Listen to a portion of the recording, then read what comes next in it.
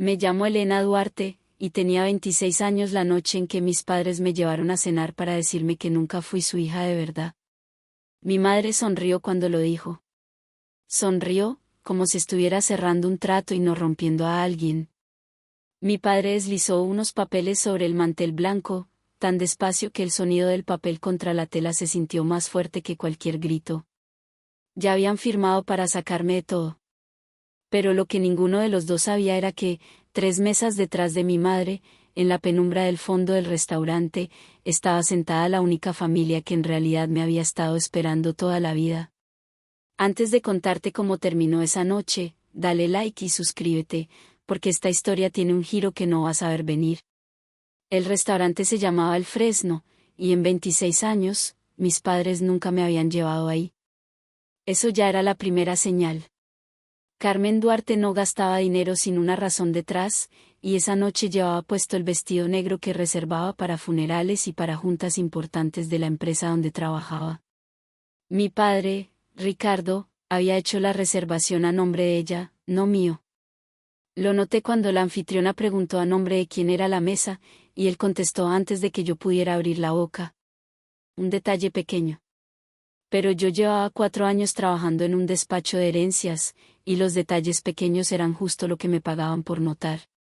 No había globos.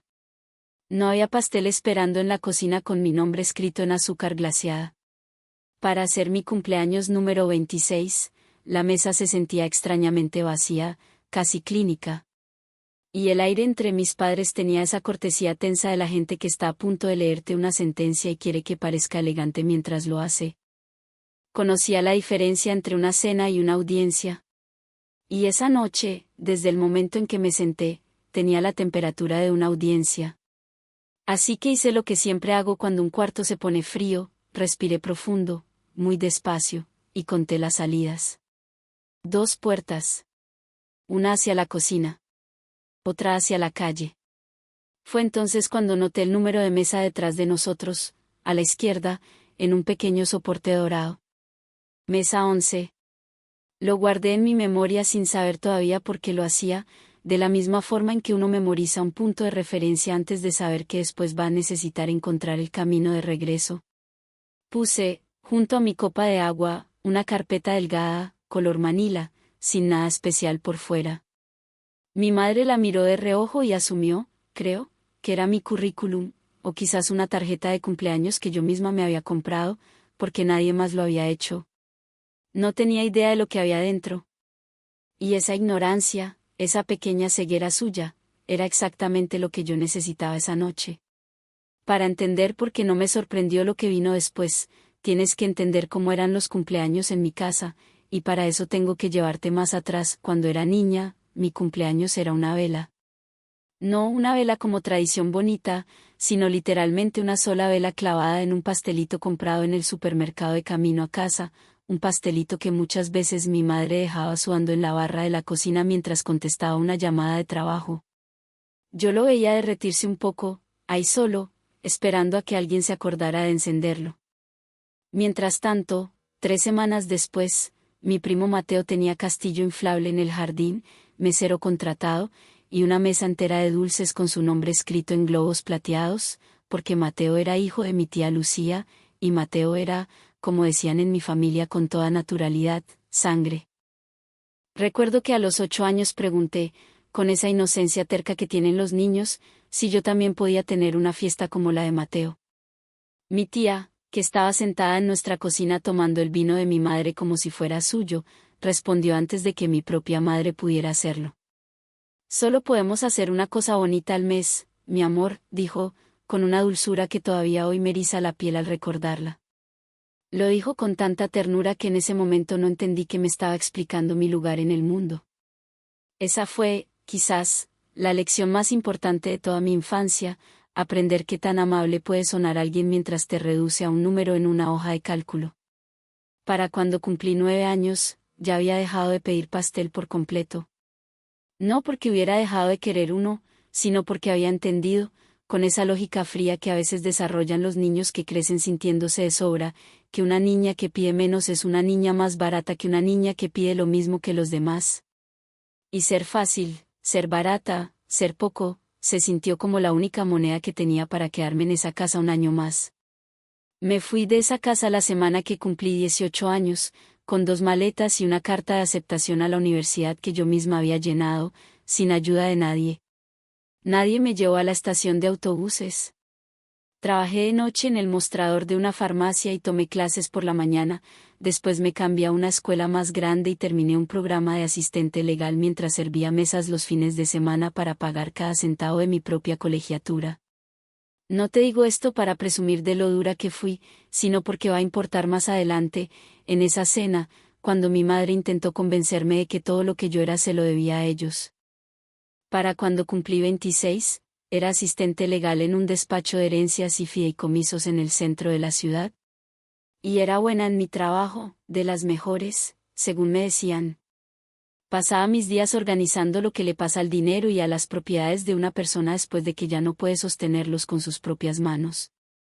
Redactaba las páginas aburridas que en realidad deciden todo, quién come y quién no, mucho después de que se marchita el ramo de flores del funeral. Podía leer un testamento como otros leen una cara, notando la mentira antes de que termine la primera línea. Y la ironía de mi vida, la que tardé años en poder reírme de ella, era esta: podía ponerle límites perfectos a cualquier cliente extraño que llegara a mi oficina llorando por una herencia injusta. Podía decirle con total claridad que le correspondía y que no. Pero jamás, en 26 años, había podido pedirle a mi propia familia que me quisiera un poco más. La única persona en esa familia que me llamaba cada domingo, puntual como reloj, era mi abuela. Dolores Duarte, la madre de mi padre. Fue la única adulta que en toda mi infancia me hizo sentir persona y no una carga que alguien había aceptado cargar por obligación. Cuando tenía 12 años y lloraba en su cocina porque Mateo me había dicho, en voz alta y frente a otros primos, que yo no era una Duarte de verdad, ella soltó el trapo de cocina que tenía en la mano, tomó mi cara entre sus 2 manos ásperas, y me dijo la frase que cargué los siguientes 14 años como quien carga una piedra pulida en el bolsillo: a ti te eligieron, mi amor, no te recogieron. Después me hizo un sándwich de queso derretido y me dejó quedarme despierta hasta tarde viendo televisión, algo que en mi propia casa jamás se permitía. Mi abuela murió cuando yo tenía 24 años. Di el único elogio en su funeral que la nombró por quien era, y no por lo que dejaba atrás. Y apenas un mes después, mis padres se mudaron, calladitos, sin anunciarlo mucho, de su casa pequeña a una propiedad mucho más grande que llevaba generaciones en la familia. En ese momento no pensé mucho en eso. Estaba de duelo, y el duelo no deja espacio para sospechar. Pero hubo algo que mi abuela me dijo en una de nuestras últimas llamadas, con la voz ya débil por la enfermedad, que guardé en algún cajón de mi memoria sin entenderlo del todo: nunca vas a tener que pedirle nada a nadie para tener tu propia vida, Elena. En ese momento pensé que era solo una abuela dándole ánimo a su nieta. Tardaría 6 meses en descubrir que lo había dicho de forma completamente literal, y notariada ante un abogado. El año antes de cumplir 26, algo cambió en mi familia. No fue un cambio ruidoso. Fue un enfriamiento lento, calculado, casi quirúrgico. Los mensajes que antes me contestaban en 1 hora ahora tardaban 3 días. Mi madre dejó de incluirme en el chat de planeación de las fiestas, y luego actuaba sorprendida cuando yo llegaba sin haber traído nada, porque nadie me había pedido que trajera algo. Mi tía Lucía, mientras tanto, empezó a usar una palabra nueva en el chat familiar, una palabra que nunca antes le había hecho falta: sangre.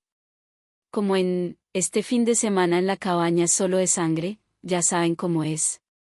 Yo entendía perfecto lo que quería decir. Solo me faltaban los documentos para entender por qué, justo en esa temporada, todos parecían haberse puesto de acuerdo al mismo tiempo. Así que cuando mi madre me llamó una tarde de marzo, con una voz 3 grados más cálida de lo normal en ella, no me sentí halagada. Sentí algo más parecido al clic frío de un candado cerrándose en algún lugar que yo todavía no podía ver del todo. Queremos celebrarte como se debe, mi amor, como nunca lo hicimos, me dijo. Y todo mi instinto, entrenado por años de leer las malas noticias de otras personas antes de que ellas mismas las entendieran, me dijo lo mismo, con una claridad casi fastidiosa: esto es demasiado perfecto para ser generosidad de verdad. No la llamé de vuelta para hacer preguntas.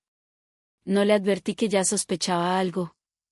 En cambio, hice mis propias llamadas. Llamadas silenciosas, cortas, del tipo que uno hace cuando ya decidió que no va a dejar que lo embosquen sin estar preparado. Vas a estar ahí, pero lista.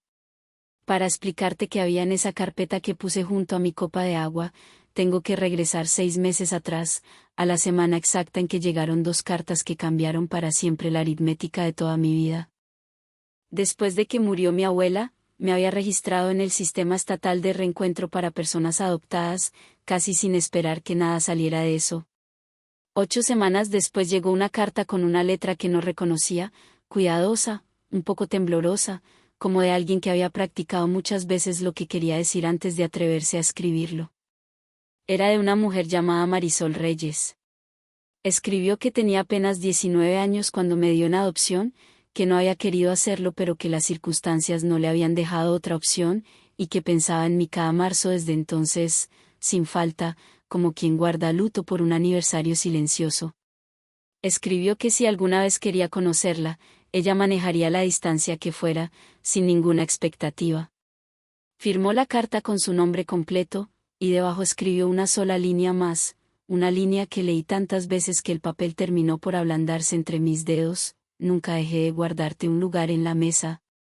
3 días después llegó la segunda carta, y en ese momento no pensé que tuviera nada que ver con Marisol.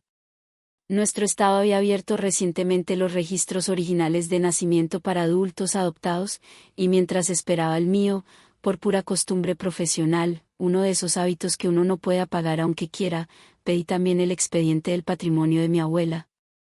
Y ahí estaba, en el calendario de distribución del Fideicomiso Familiar Dolores Duarte, firmado y notariado 2 años antes de su muerte, administrado no por mis padres, sino por un banco fiduciario que ellos no podían tocar. Las distribuciones para el cuidado de la beneficiaria a favor de Ricardo y Carmen Duarte terminarán al cumplir la beneficiaria 26 años de edad, momento en el cual el remanente total del fideicomiso pasará a mi nieta, Elena.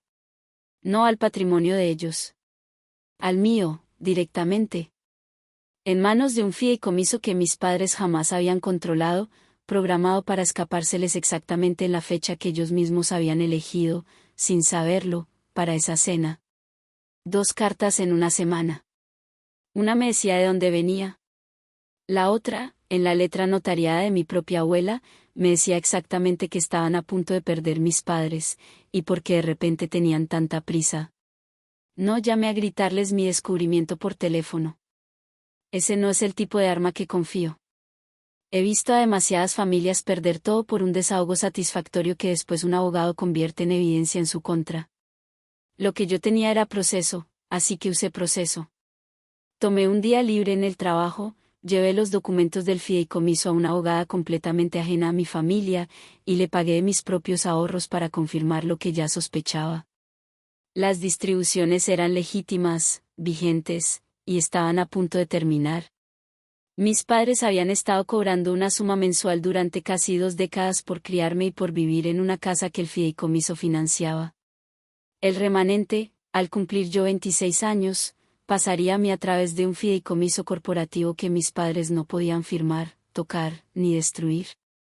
Su testamento, el que estaban a punto de revisar para sacarme, era completamente irrelevante frente a esto. Su desheredamiento era un teatro montado en el escenario equivocado. Mi abogada me preguntó si quería avisarles con anticipación, suavizar el golpe. Le dije que no. Le pedí solo 3 cosas para mi carpeta, y nada más. La carta confirmando que yo tenía representación legal. El calendario de distribución del fideicomiso, con el párrafo importante ya marcado para que cualquiera en esa mesa pudiera leerlo sin ayuda. Y mi acta de nacimiento original, con el nombre de Marisol Reyes escrito donde mi madre siempre había asumido que estaría el suyo. Cerré la carpeta, la metí en mi bolso, y la cargué durante 6 meses como quien carga un motor silencioso que todavía no ha encendido. La invitación a esa cena solo me dijo cuando girar la llave. Conocí a Marisol por primera vez en una cafetería a medio camino entre nuestras 2 ciudades, porque ella no quiso que yo manejara mucho para llegar a ella. Esa pequeña consideración, tan simple, me deshizo más que cualquier discurso largo hubiera podido hacerlo. Estaba nerviosa, abría y cerraba un álbum de fotos sin mostrármelo del todo, como si no estuviera segura de haberse ganado el derecho.